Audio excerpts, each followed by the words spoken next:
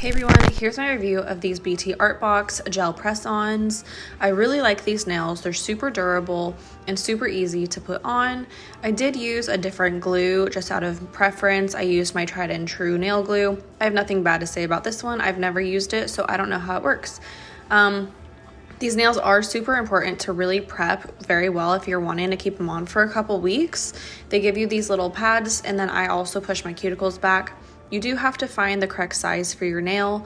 The only thing I really didn't like about these nails was that there were no numbers on the tips. So if you find a good size nail for your pointer finger, if you wanted to go find one for your other hand, you can't. You kind of have to size every single nail individually just to make sure they all fit, and then hope that they're pretty much the same size. You need to make sure that they fit properly so that they stick correctly.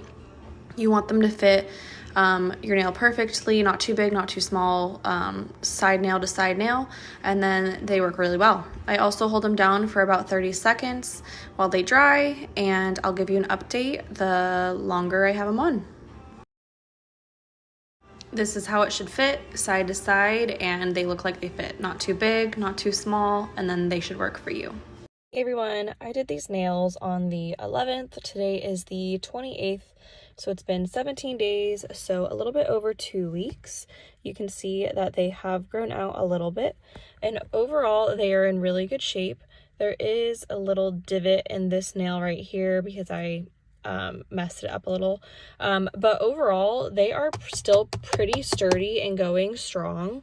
I will say that I've done tons of dishes, I've been packing a house, I scratch my boyfriend's back with these. I do my normal life. I have not changed anything about what I do or how gentle I am with these nails, and they have lasted a really long time. So I highly recommend them, and it's been a great purchase.